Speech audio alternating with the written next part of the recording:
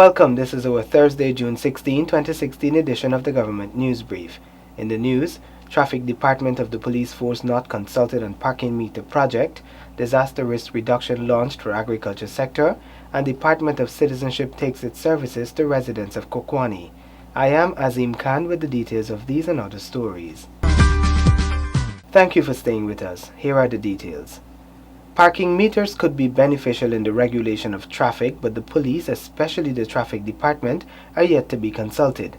Details in this Tiffany Rodius report. Traffic Chief Dion Moore says the implementation of parking meters would greatly assist the police. The present system, they find a lot of persons are parking in areas they are not permitted to park.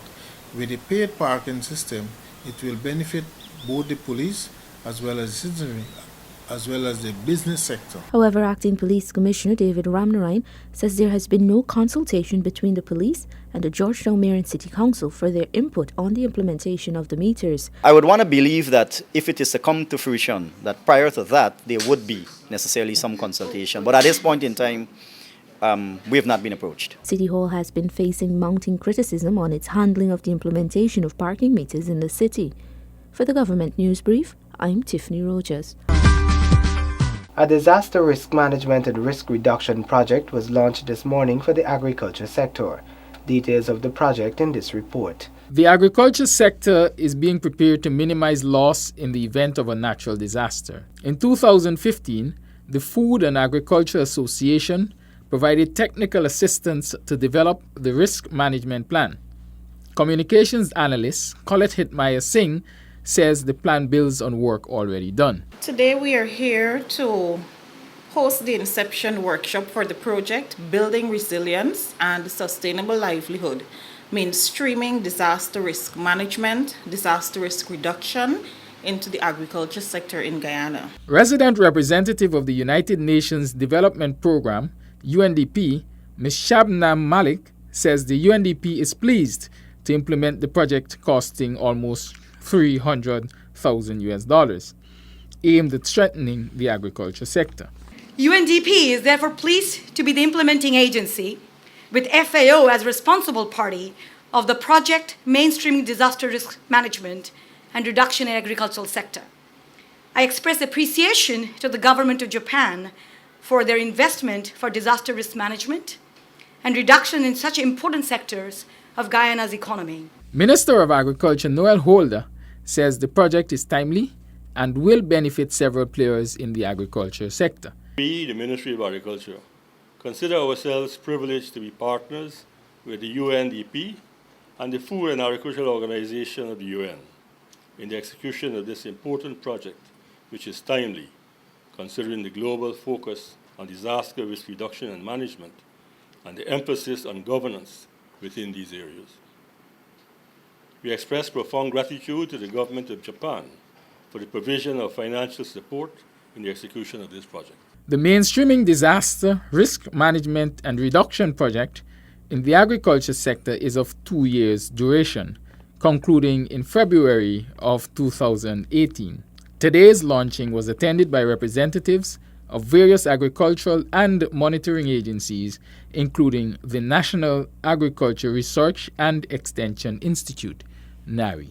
Kidaki Amsterdam for Government News Brief. Residents of the Kokwani community have over the past 3 days benefited from an outreach program conducted by the General Register Office under the Department of Citizenship, Office of the Ministry of the Presidency. During the exercise, residents used the opportunity to apply for their birth, marriage, and death certificates. Late registrations and minor corrections to birth certificates and death certificates were also facilitated. The objective of the outreach is to ease the burden and expense of the residents traveling to Georgetown to apply for their respective certificates. Residents who also never had a birth certificate were among those who benefited.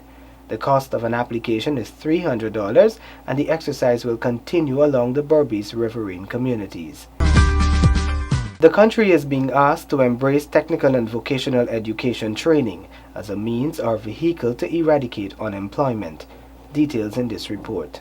Chief Executive Officer of the Ministry of Education, Olato Sam, says the Linden Technical Institute is underutilized at the time when there is high unemployment. He was speaking at the opening of a new training program and workshop at the Institute.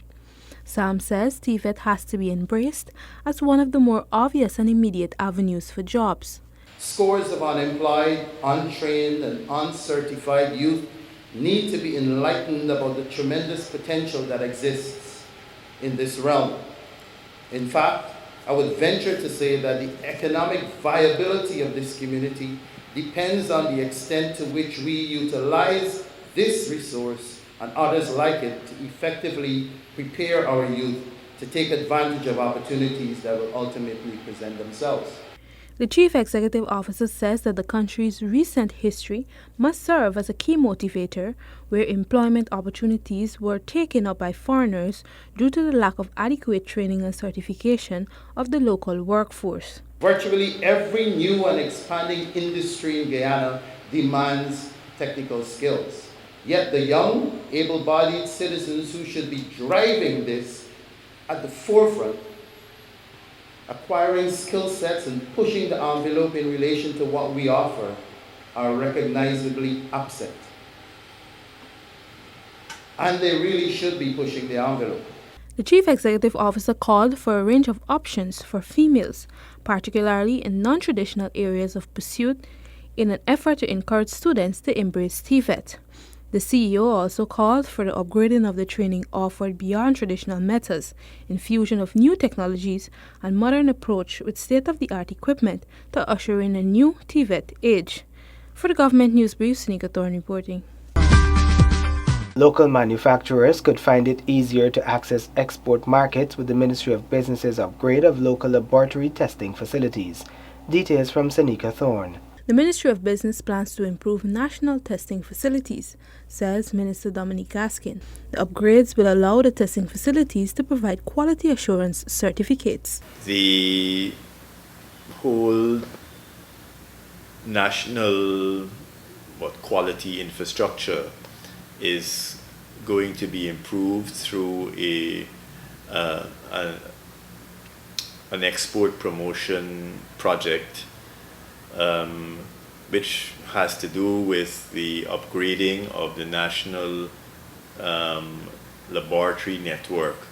It really is improving our various testing facilities nationwide. The Ministry of Business Export Promotion Projects aims to encourage exporters to test their produce locally for certification instead of sending samples to overseas for testing. Some people have to send their samples abroad for testing, either because the actual test can't be done here or because the laboratory or facility is not accredited. Most of the local testing facilities are not accredited, which is a major concern for the Ministry of Business, and they are working towards changing this. The minister says the upgrading of the laboratory standards would be done countrywide. We are looking at a project to, first of all, upgrade the laboratory of the Bureau of Standards and involve them in the training of laboratory professionals throughout Guyana. Minister Gaskin is urging manufacturers to make use of the local testing facilities when they are accredited. This would save manufacturers time and money. Implementation of the project is scheduled for early 2017. For the Government News Brief, Seneca Thorne reporting. Guyanese in the capital city of Georgetown are reporting that the work carried out to clear the drainage system is positively impacting the current rainy season. Details in this report. With Guyana in the midst of the traditional May-June rainy season, many areas in Georgetown are draining rapidly. We visited several of them where streets are normally flooded after rainfall. Among these were Main Street, Water Street, and Newmarket Street. The latter is normally covered with water along the stretch south of the Georgetown Public Hospital Corporation near the emergency entrance. Some of those who conduct their business in the street gave their views on the current state of drainage. Well, the drainage situation now is much better. Yes, the water going on because as I showing this Miss Waba in this food court, if the rain falling and the tide flooding, the cocoa can't open. The cocoa can't open, but from the time the rain finish, the cocoa open. Right now the cocoa open. I ain't there out there, but I know the cocoa open. So that's why I tell you by the time the next hour and a half, you're gonna see everything already. Yeah. The drainage system at least it's working. It's working better than before. It's working. Yes, side. I think it's more better because it's working faster. Because like before, it used to be nasty and then, the water never used to flow like before. But now it's better and thank God. The drainage system in the city right now is 95% better than, we said, 2-3 years ago. Because like 2-3 years ago when the rainfall hit, this whole street was flooded for hours, sometimes whole day.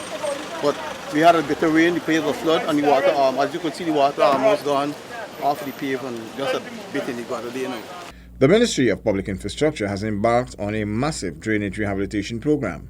This has brought relief to many previously easily flooded communities which often remain in this state for hours at a time.